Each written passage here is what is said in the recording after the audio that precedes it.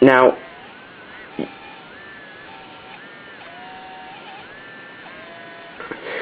all this makes it do is move toward or away from light. It chases a designated food source. Quote. Now, all the other beam robotics utilize that sort of principle. It's got to be something lifelike, and it's got to work. That's the whole point of it. Now, it has to be lifelike bit isn't exactly, needing to be like that isn't quite accurate, but it seems to act like that because life has had how many billions of years to refine its designs, whereas we've been doing robotics for maybe 40 years, 50, if that. These little robots are very simple, but they're able to do complex actions. Now, at the Biotech Expo, if any drudge who sees this wants to come by, I'm going to be bringing these guys in with a self-made arena, and I'm going to put various objects in them, in the arena, along with the little robots, to show you how they interact.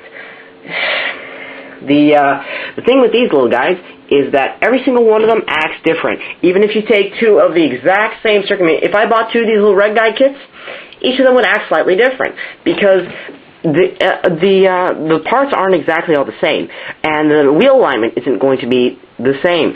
But what is going to be the same is the basic structure. And because that's going to dictate more or less how they act, they're not just going to act, they will act within a certain way, but they'll be unique per robot, and it makes them very lifelike. And with that, I'll put you back to watching the various socks, and in a little bit we're going to see a couple mouse bots, maybe doing something, maybe not. Let's see.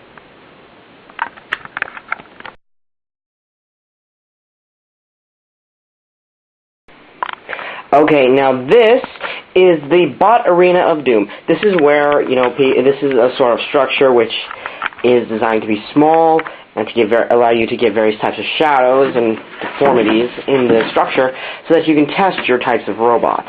For example, I'm going to put in my mouse bot. Just drop him in there. As you can see, he just, whoa, got himself caught in the edge. Well, that's an interesting development, interesting evolutionary tactic. The little guy's trying to get out.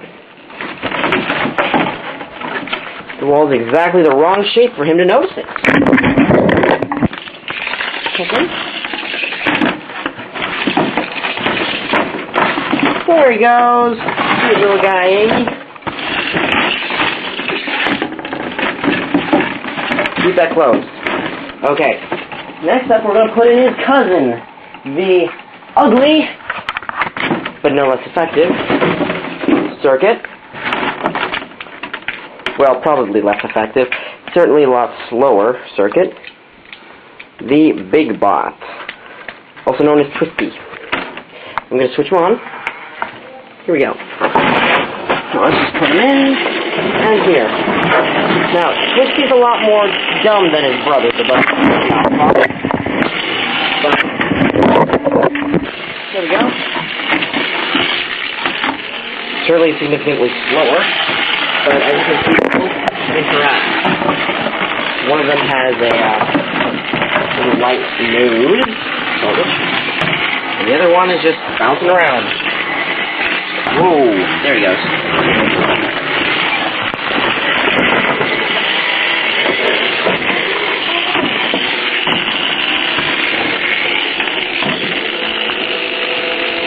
And those are the two little bug bots.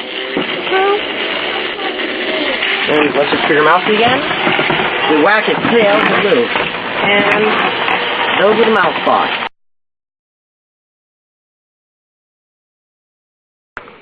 Alex, why do you have long hair in your sock?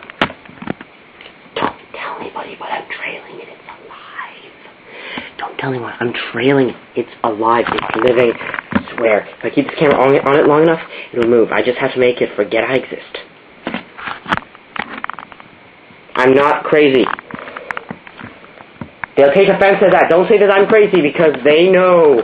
They know.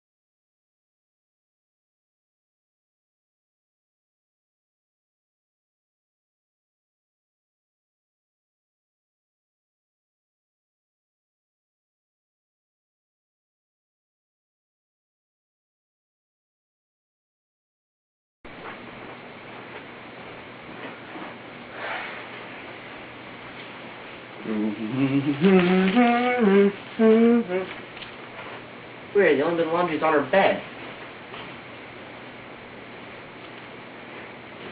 Hello.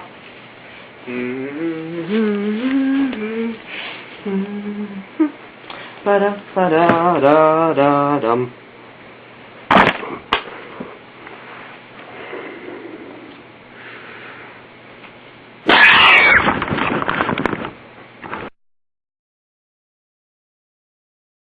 Okay, so these are the people who helped out with the movie and were included. There's Robbie, right there. Say hi, Robbie. Hi. Okay, he was a natural disaster, and he got to kill some articles of clothing. There's Sammy, the cute disaster. She kept messing stuff up.